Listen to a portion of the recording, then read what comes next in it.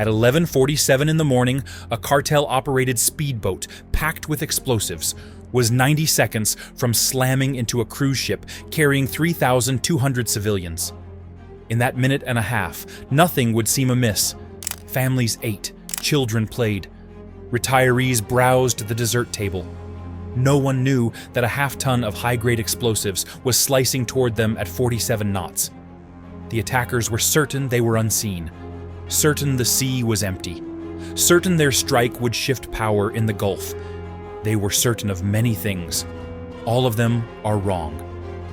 What they didn't know, what they couldn't have known, was that they had been watched for the past 6 hours, tracked, analyzed. And as their boat committed to its final attack run, the response was already in motion. The attack run. At 11:45, the speedboat made its final turn. She was a 48-foot midnight express, custom-built for speed and modified for violence.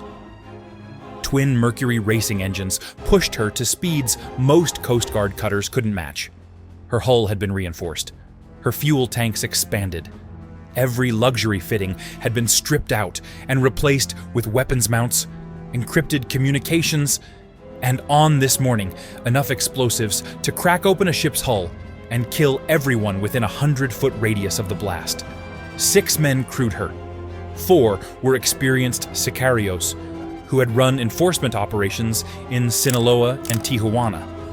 2 were former Mexican military, trained in small unit tactics and demolitions. Their leader, Cesar, had planned this operation for 3 months.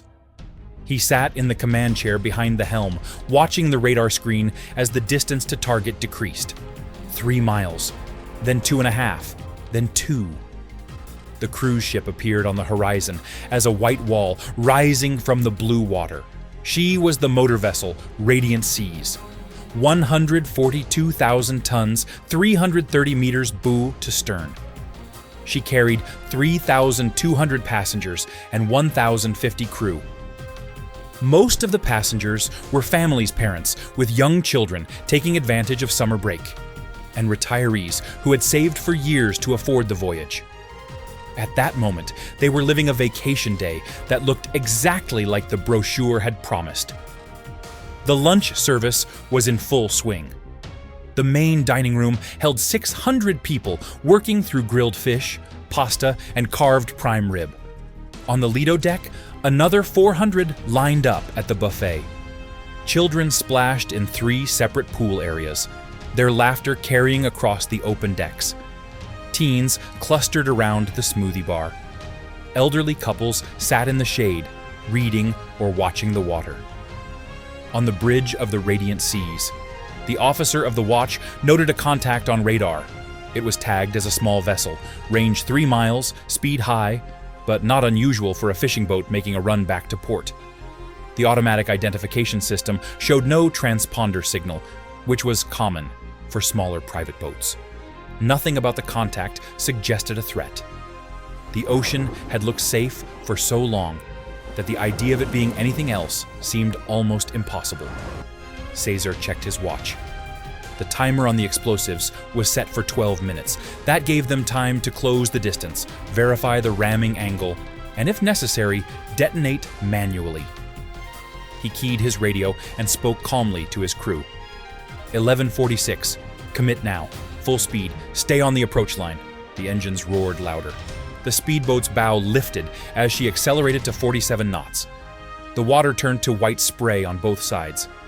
The distance shrank rapidly, 1.5 miles. Cesar smiled. In his experience, audacity worked because no one expected it. Cargo ships had been hit before. Fishing boats had been sunk.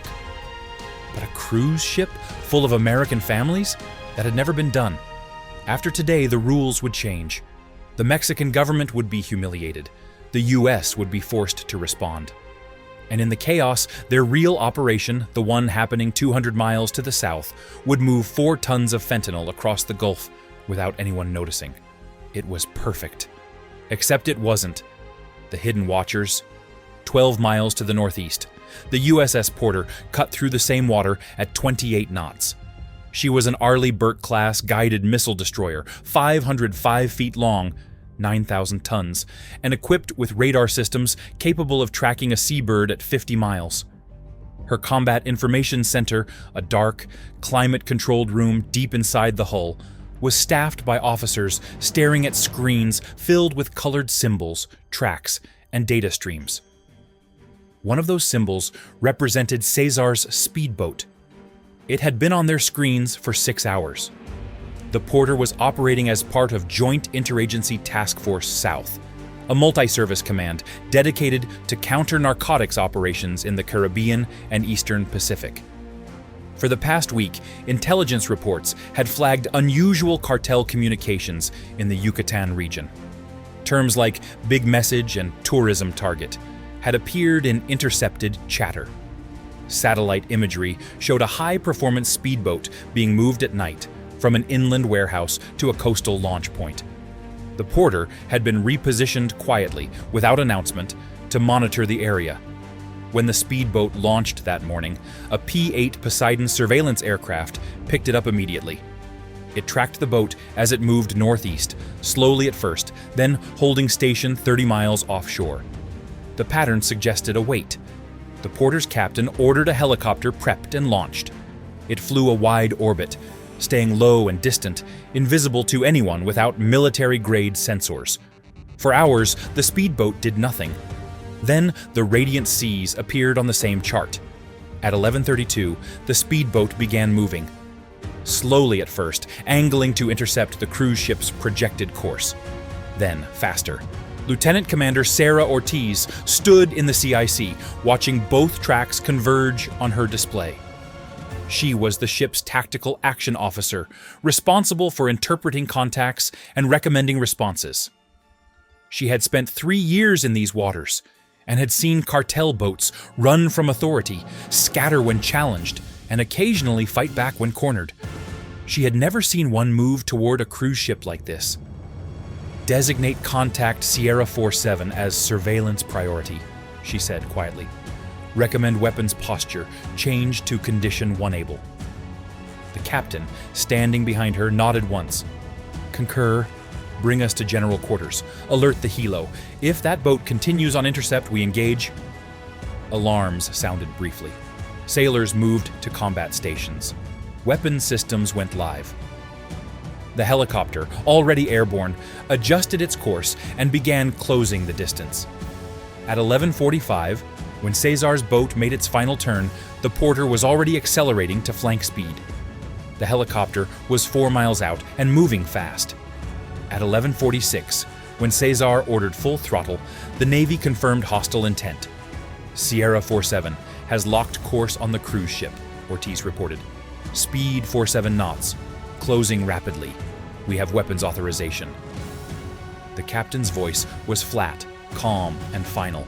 "Weapons free. Protect that cruise ship." If you're still watching, subscribe and drop a comment. It helps a ton.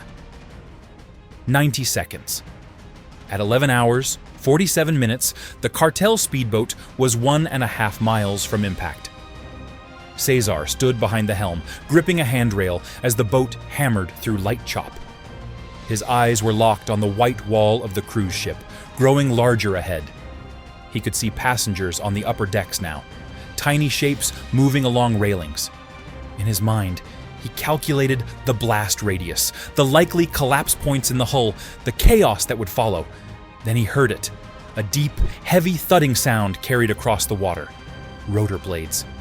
He turned his head and saw the helicopter dropping out of a cloud bank, low and fast, coming directly toward them. It wasn't white with a red stripe, like the Coast Guard. It was gray, angular, and mounted with weapons pods. "Chingada madre!" one of his crew shouted. "Navy!" Cesar's chest went cold. His mind raced through options. They were too far committed to turn away. The explosives were armed. The helicopter was closing. A voice crackled over the marine radio in Spanish, sharp and commanding. "Unidentified speedboat. This is U.S. Navy helicopter Cutlass 2-1. Stop your engines immediately, or you will be fired upon. This is your only warning." Cesar grabbed the radio. We are fishermen. We have engine trouble. We need... The helicopter pilot cut him off. You are on an attack profile against a civilian vessel. Stop now or we engage. For one moment, Cesar considered compliance. Then he looked at the cruise ship, now less than a mile away, and made his choice. He reached for the manual detonator. "Full throttle!" he screamed. "Ram them now!" The helmsman shoved the throttles forward. The boat surged. The helicopter opened fire. The sound was a rapid, hammering bark that seemed to come from everywhere at once. The M240 machine gun mounted on the helicopter's side door sent a stream of 7.62mm rounds down into the speedboat's stern. The first burst hit the engines. Metal shrieked. Coolant and oil sprayed. The starboard engine coughed once and seized. The port engine stuttered, lost power, and died. The speedboat's momentum carried it forward for several more seconds. Then the bow dropped as the hull lost thrust. The roar of the engines was replaced by the slap of waves against fiberglass and the fading whine of dying turbines. The boat drifted, powerless, 800 yards from the cruise ship. Cesar stared at the massive white hull so close ahead, 800 yards. That was all. They had been seconds away. He looked up at the helicopter, now circling overhead, low enough that he could see the door gunner's face. Behind it, a gray warship was closing in fast, cutting a white wake through the blue water. His radio crackled again. This time, the voice spoke in English, cold and professional. "Speedboat crew, you are under arrest. Remain on deck with your hands visible. Any attempt to detonate your payload will result in lethal force. Navy SEALs are inbound." Cesar's hands fell to his sides. Around him, his crew stood frozen. One of them, Jorge, the youngest, slowly raised his hands above his head. It was over. The capture. The helicopter flared and hovered 30 feet above the drifting speedboat. Fast ropes dropped from both sides. 6 figures in black tactical gear slid down in seconds, landing on the deck with weapons raised. Navy SEALs moved with absolute precision. 2 secured the forward section. 2 took the stern. 2 covered the cabin. Their voices were clipped and calm. "Hands! Hands! Show me your hands!" Most of the cartel crew complied immediately. 2 reached for weapons. The firefight lasted 4 seconds. Suppressed gunfire cracked twice. Both men dropped. The rest froze. "Down! On your faces, now!" They went down. Zip ties secured wrists. A SEAL with an explosive ordnance disposal badge moved carefully into the cabin where the main charge sat wired and armed. He worked quickly, disabling the timer, cutting leads, isolating the detonator. When he emerged 2 minutes later, he gave a thumbs up to the team leader. Package secure, no risk of secondary detonation. 2 cartel members were dead. 2 were wounded and receiving medical treatment from a Navy corpsman. 4, including Cesar, were zip-tied and seated on the deck under guard. The USS Porter pulled alongside. A rigid hull inflatable boat launched and crossed the gap. Within minutes, all prisoners, evidence, and the explosives were transferred to the destroyer. The speedboat, holed and leaking, was left to sink. On the bridge of the Radiant Seas, the captain received a call on a secure frequency. "Radiant Seas, this is U.S. Navy warship Porter. Threat to your vessel has been neutralized.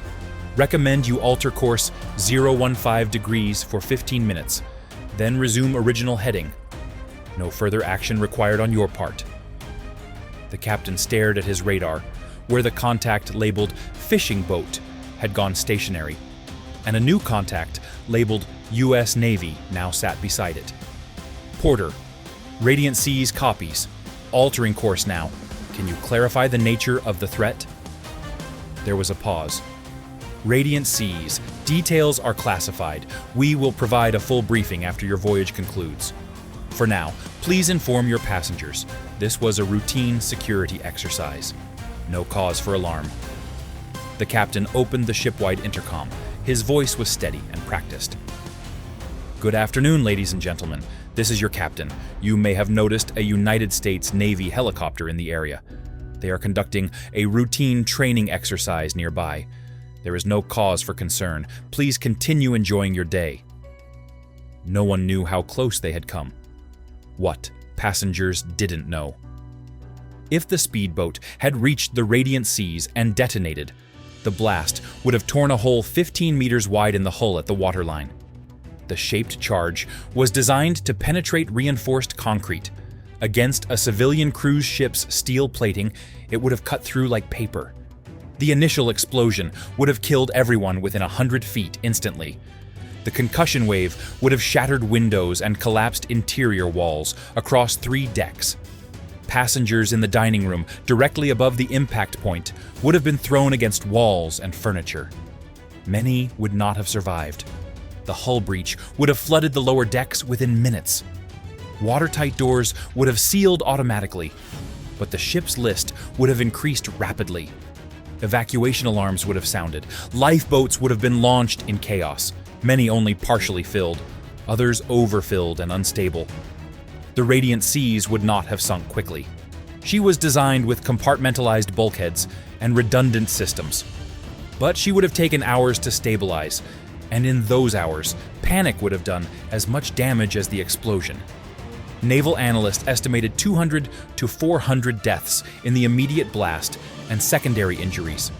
Another 50 to 100 in the evacuation, from falls, crushing, drowning, or medical emergencies triggered by stress. The children's pool deck was 70 meters from the projected impact point, well within the concussion radius. Instead, 800 yards of water separated the bomb from its target, and the passengers ate dessert while Navy personnel hauled bodies off a sinking speedboat. The bigger picture. The attack on the radiant seas was never meant to succeed on its own. In the hours following the capture, Caesar and the other survivors were separated and interrogated. At first, they said nothing, but evidence pulled from the speedboat told its own story. Encrypted phones with message logs, navigation equipment with pre-programmed waypoints, and written notes referencing Operation Distraction.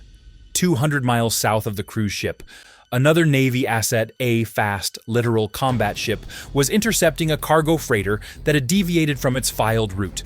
Boarding teams found false bulkheads in the hold, concealing 4 tons of fentanyl, enough to produce millions of lethal doses. The cartel's plan had been elegant in its simplicity. Stage a catastrophic attack on a civilian target. Draw every available Coast Guard, Navy, and law enforcement asset to the scene. In the confusion and outrage that followed, move the real shipment through the gap in coverage. But the plan depended on the Navy not knowing about the speedboat until it was too late.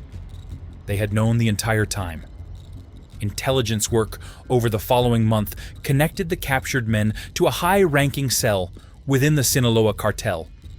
The information they provided, some willingly, some not, led to 17 additional arrests across 3 countries. Safe houses were raided, bank accounts frozen, supply lines disrupted.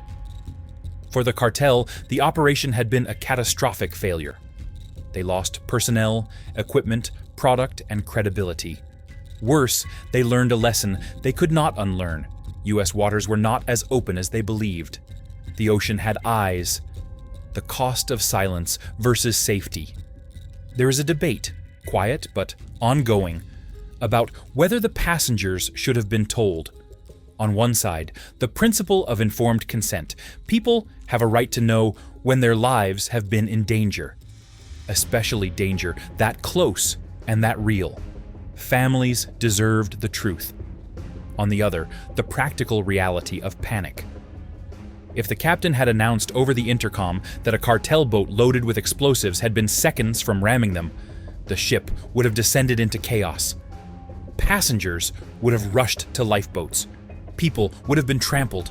Heart attacks, falls, crushing injuries, all in calm seas, with the threat already neutralized. The Navy's position was clear. Telling 3,000 civilians about a threat after it had been eliminated would have caused harm without providing safety. the decision to stay silent was made to protect them, not deceive them. But the families still don't know. Parents who held their children's hands on that Lido deck. Retirees who smiled for photos with the ocean behind them. They went home with vacation memories, unaware that those memories had almost been replaced by trauma, injury, or death. Some would argue they deserved to know. Others would argue they deserved to stay happy. The answer depends on what you believe protection should look like. The cartel made one fatal assumption, that they were alone on the ocean. They weren't. The passengers made a different assumption, that their safety was guaranteed by the ship's structure, the crew's training, and the simple fact that bad things don't happen to cruise ships in the daytime. They were wrong too, but they were saved by something they never saw. The USS Porter returned to patrol. The helicopter crew received commendations they couldn't discuss publicly. The SEAL team moved on to the next mission. The cruise ship was repaired, refitted, and put back into service with a new route that avoided certain areas. And somewhere in a federal prison, Cesar sits in a cell, replaying those final seconds when he saw the helicopter and realized the ocean had never been empty. The Navy's message to the cartels was clear. We see you before you see us. No similar attack has been attempted since.